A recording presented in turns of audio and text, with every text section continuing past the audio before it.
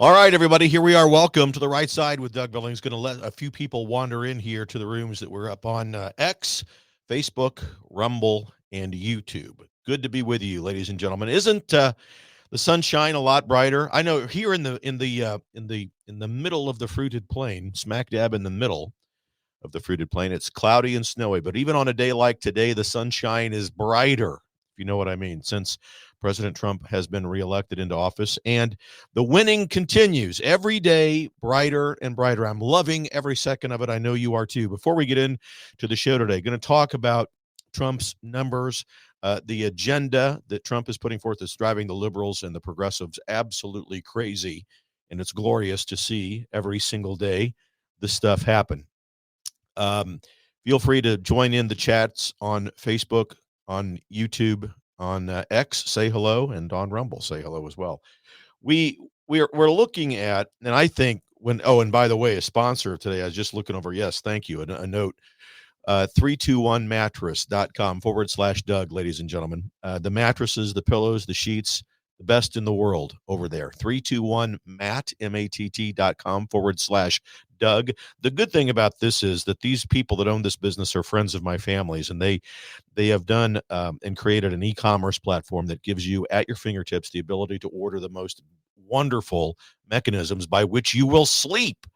Sheets, mattresses, pillows, beds, all of it at amazingly fair pricing. And the best part of it all, ladies and gentlemen, 25% of every sale that they realize, 25% of the profits goes to the Special Olympics. Very special to me because my son, Michael, as many of you know, has what I call the divine chromosome, an extra 21st chromosome to be exact. Down syndrome is what they call it on the streets. For me, the divine chromosome, and he is a very, very proud participant in the Special Olympics, and 321 Mattress supports them as well. So do I. So check them out, 321matt, matt.com/Doug, 321matt.com/Doug. So have you had enough already? Have you had enough winning? My gosh, every day, Christmas time in America. The rest of the world looking to America, the MAGA movement, and Trump as its figurehead, and saying to themselves and realizing, we want some of that too. We want what Donald Trump has brought to the United States. And you look at the numbers, and it's incredible. He's up by 12 points since he took office. 55% approval rating. Never before in the history of the United States has a two-termed president enjoyed such high approval ratings in his second term, ladies and gentlemen. So President Trump continues to make history, to make good history. Last week at 51%, today he's at 55, and he's climbing. And when we get into the specific issues that Trump's agenda represents, the numbers get even better. I mean, let's be clear. What's happening here is President Trump's agenda is winning the day, and multiple millions and millions of people are coming to the MAGA movement as a result of this. Many of us were already there, right? But the important news is that John and Jane Doe on the streets of America, who may have voted for Administrator Biden and Vice Pretender Harris, they are coming in to our side by the droves. So President Trump's deportation policy, just as an example, it's talking about specific reasons why he's soaring. Zachary Parsley, hello, man. Good to see you on X. What a platform that is. Thank God Elon bought that thing, man. Good to see you, Zachary. Glad you're with us. But Trump's deportation policy, the deportation of illegal immigrants, is something that Americans want. And it's because it's being delivered to them that President Trump's ratings are sky high. Trump's cabinet, every one of the people that he's chosen has been, I know, look, I told you this when he announced his candidacy and began to announce his cabinet members. I told you every one of them are going to be confirmed. You'll look at it and you say, wow, from Tom Homan to Bobby Kennedy Jr. to Kristi Noem, Pam Bondi, and now Kash Patel just a couple of days away from being confirmed. America is fully on board with what these people represent within Trump's cabinet. They're fully on board. The multiple millions of Americans who voted for it are right there. Another reason Trump's popularity is surging, Elon Musk and Doge. You're right.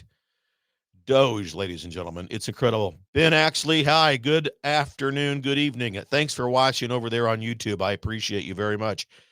Elon Musk and Doge have caused President Trump's ratings to soar as well. Americans, by numbers that just absolutely represent the vast majority of us all, are exceedingly, I mean, that's putting it mildly, exceedingly pleased with what Elon and Doge are doing.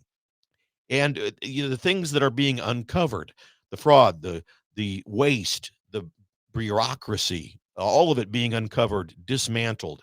And that's another reason why you'll see, and you are seeing, Trump's popularity rising. What's being uncovered and dismantled, ladies and gentlemen? It's the deep state payroll structure.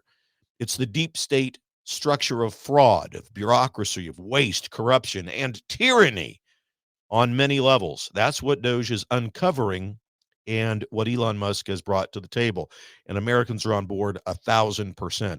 Another reason that President Trump's popularity is soaring is that he's holding other nations accountable to the protection that the United States provides them. Vice President J.D. Vance, what a guy. What I am so pleased. I was pleased the day that Trump announced him. I'm even more pleased with J.D. Vance today. But J.D. Vance, Vice President Vance, gave one of the most profound, one of the most meaningful, one of the best speeches ever given by a United States vice president over in Europe last week. And it absolutely caused the radical liberal progressive heads around the planet to explode because he told the truth. He told the Europeans that they've got to be more self-sufficient in terms of their weaning themselves off of the dependency of the United States, and they have got to engage in reality, not the myth of things like climate change and Greta Thunberg and so forth and so on. We have got to support, we are supporting it.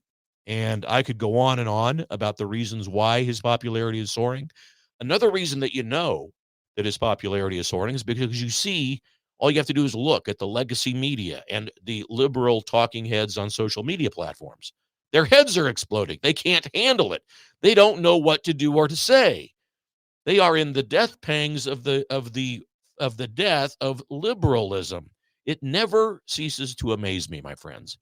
Progressives and liberals within their hierarchy, especially within the elected class, when confronted with articulate and conservative ideas, which also, by the way, and quite naturally are the truth, they cannot handle it.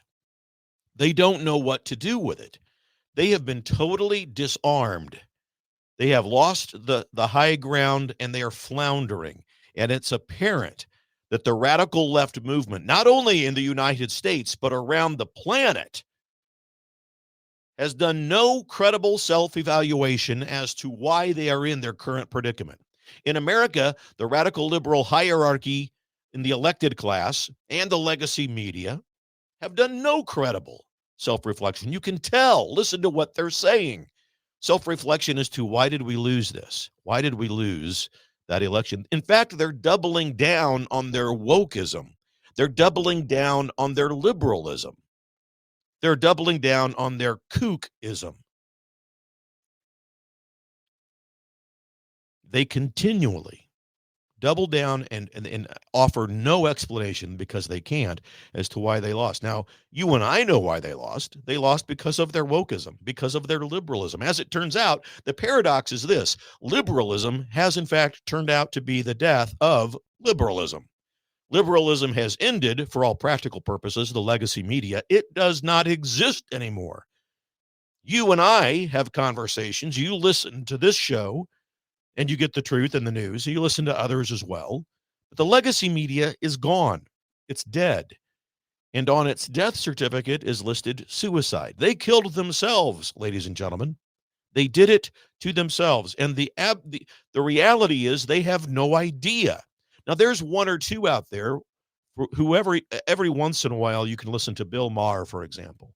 And he gets it in many ways. And he'll hold his own party, the liberal side, accountable to their nonsense. James Carville, even to a degree, will say some things that make sense, or at least indicate that he's reflected as to why they've lost. But for the most part, the vast majority of them don't get it. And let them double down. Let them double down on all of their nonsense. As far as I'm concerned, that's another path that we have to the presidency for J.D. Vance for a two-term in 2028 and 2032. So let them keep on doubling down. Liberalism has proven to be the end of liberalism. All of this combined with many, many other reasons, I could go on. I don't have time to go into all of them, but all of these reasons that I've mentioned here tonight are the reasons why President Trump's popularity is absolutely in a sonic boom upward. And to get specific just for a minute on a few issues, let me tell you this. Why is his popularity so high? What specifically has he done that has caused this phenomenon to happen? Well, he's got a 70% approval rating on saying something as simple and as filled with common sense as this: there are only two genders. Really? Wow. Boost of popularity. Yes, thank you. Everyone knows it. Everyone who's not plagued with intellectual immaturity or blind partisanship knows that. And President Trump signed an executive order declaring it. Popularity skyrockets. He's got a 68% approval rating. It's probably higher once you hear this category. A 68% listed approval rating on deporting illegal immigrants. That's what he was elected to do. We all want the illegal situation of immigration to be taken care of. Look, vet these illegal immigrants, put them in a camp, do whatever you have to do to vet them, secure their exit. And if they're good people, like so many of our liberal friends will tell us they are, they can get back in line and come back to America. But look, you cannot have illegal immigration. You can't have it. 65% approval rating on expanding the drilling and search for gas and oil, 65% on declaring an emergency at the southern border. So those are just a few of the specific reasons and categories by which Trump is enjoying record-breaking popularity in the United States. I'm loving every minute of it. I love even more the fact that the liberals don't understand this. Clearly, those numbers, those high rating numbers, are impressive just by themselves. Just they are standalone and notably impressive. And we MAGA conservatives, we have a lot of work to do. We've got to be honest with ourselves. We have a lot of work to do between now and the midterm to keep this momentum going, because we want to sweep the midterms. We want to grow our majority in both houses, and it's tough to do. Once a party, at least historically, once a party gains the majority in a general election, it's very difficult to maintain the majority in the midterm. So we have a lot of work to do. What do you mean by that? Well, I mean, continue your involvement, ladies and gentlemen, because it's because of you that President Trump and his agenda were put in place. Your work, wherever you live, in the county, within the state of your residence, get to work. Go to work, volunteer to be a Republican committee man, committee woman, get involved in your local level, keep the pressure on your local elected officials, and for the love of all that's good, please, in your county, in your state, anyone who wants to run for office and put an R, that means Republican in case you're from Raytown, Missouri. If you want to put an R behind your name, you've got to vet these people. Vet them, get them on the record as to where they stand on MAGA conservative issues. And then you can go to the county clerk and say, yes, this person can run as a Republican, but not until you, as a Republican committee man and woman, and your team have vetted these candidates. Look into and research and get involved in your local Republican community and do this. That's another way that we ensure continued victories. But all of these numbers are a good start. Look, this is all what I call determined patriotism. It's the hard work of it all, getting involved. I mean, this is not just electing officials. This is taking back our school boards, all of it. Liberals are famous for engaging in identity politics. And this is one of the primary reasons as to why they lost, and liberalism is abjectly failing across the planet. They always try to put one side against the other in this identity politics world that they're in. And, whether it's abortion, the liberals will rename that, of course. They don't call it abortion anymore. It's now women's reproductive rights. my friends. Yes, it's not abortion. We don't call the murder of a baby murder anymore. If you're a liberal, it's women's reproductive health rights. Well, anyway, they'll use that issue, or they'll use the LBGTQ kook movement as an issue, or they'll use transgenderism, or the myth and abject fiction of gender misappropriation. They use all of these issues to pit us one against the other. That's identity politics. And it's woke radical extremism. I mean, those last three items on that list, LBGTQ kook movement, the transgenderism, and gender misappropriation, that's what really led to their defeat, the wokeism that surrounds those issues. And within those issues, there are horrific realities that the liberal agenda puts forth. Gender misappropriation, let me just talk about that one. Gender misappropriation is a myth, ladies and gentlemen. It does not exist. There's no such thing as being born the wrong gender. You see, as it turns out, our creator, God, doesn't make mistakes when he creates us. It's a mental illness to think that you're born the wrong gender. And it's a parental problem that we have in this country and around the world. The last several decades, parents have just been, we have wussified incredible vast numbers of kids to believe this nonsense. It's a myth. And gender misappropriation is also particularly gruesome and graphic and horrific because within that myth of gender misappropriation, the liberal agenda and policy and mindset is to teach children that you can be happy. Johnny, Sarah, little Sarah, children who happen to believe in the myth of gender misappropriation, and that perhaps this myth has plagued them. Maybe I'm not supposed to be a little boy. Maybe I'm not supposed to be a little girl. And their parents support that nonsense. The barbarity of it, the medieval, gruesome horror of that leads to Johnny and Sarah, if you want to be happy, you've got to mutilate your genitalia.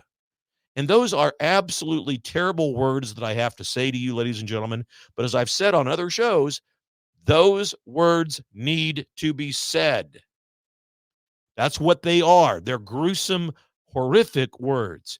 And the radical liberal movement teaches that children who believe in this myth called gender misappropriation can only find happiness if they mutilate their bodies.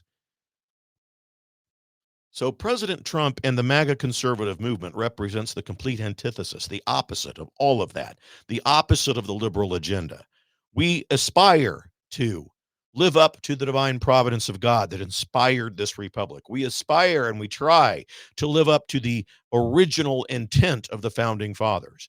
No political party is perfect, ladies and gentlemen, but at least our side has God and the founding fathers on it. At least we try to live up to the standards by which God inspired this country and the founders codified it in our founding documents.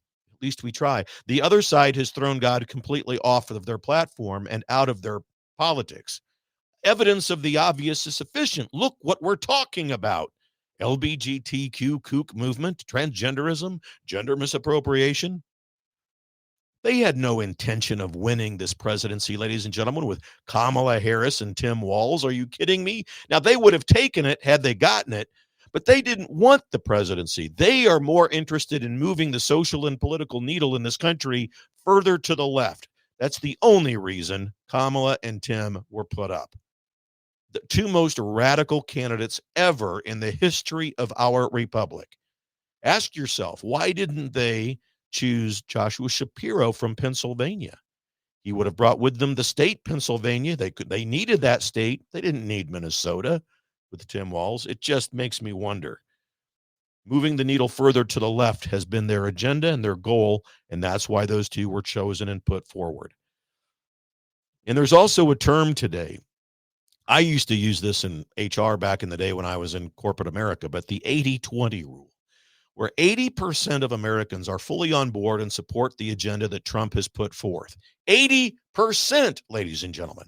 Meanwhile, 20% of the nut jobs and the kooks out there, the woke individuals, the liberal mindset, are all being the liberal elected class, certainly, the liberal media, most definitely, trying to coddle that small 20% number and doubling down on the wokeism that number represents. Meanwhile, 80% of Americans are fully on board, and we are growing the MAGA movement as a result of it.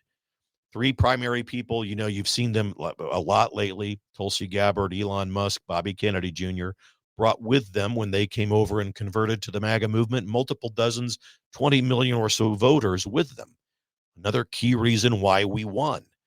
The radical liberal hierarchy, my friends, within the elected class in the United States is aligning themselves away from the 80% that support President Trump and his agenda and lining up with the 20% kook fringe movement.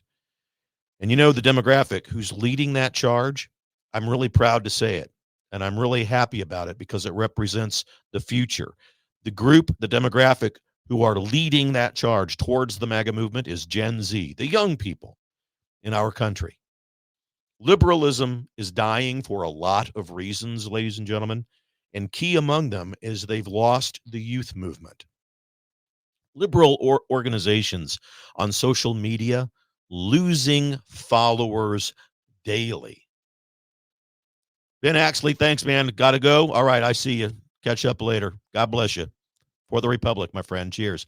All right, and liberal media, the legacy media is dead, my friends. Absolutely dead, as I mentioned earlier. There is a new trend in America and around the world, which is being referred to within this new young Gen Z MAGA conservative movement, whether it's in the United States or elsewhere. They call it techno-populism. Young conservative people who want to, in America, they want to restore America to the divine providence of God. They want traditional Christian values within families, within schools and communities. They want the policies of conservatism that puts America first.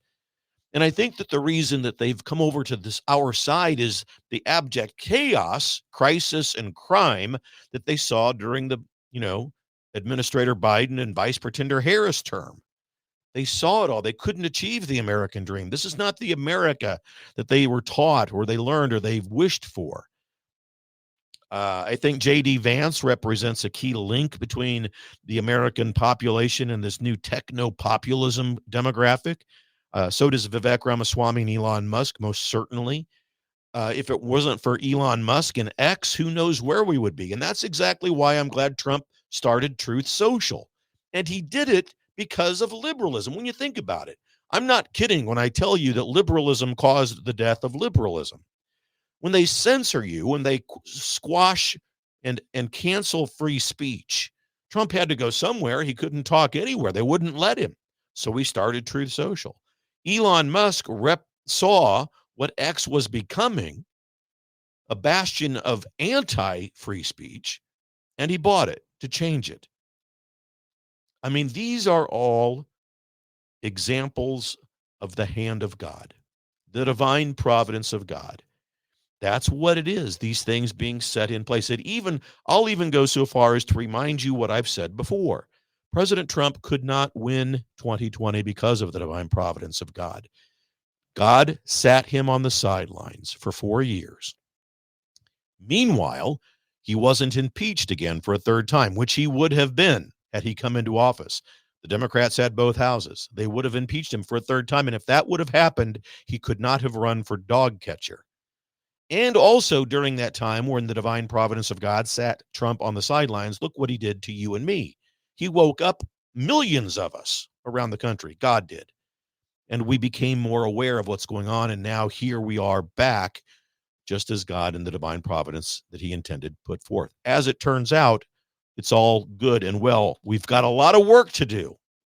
All of this happiness doesn't mean we begin to take it easy. We've got to become more of the activists that the left became. On our side, we've got to work for the good just as much as they worked for the chaos. Evidence of the obvious, ladies and gentlemen, liberalism dying. And the frustration that you see from the elected class on television every time they talk about Doge and Trump.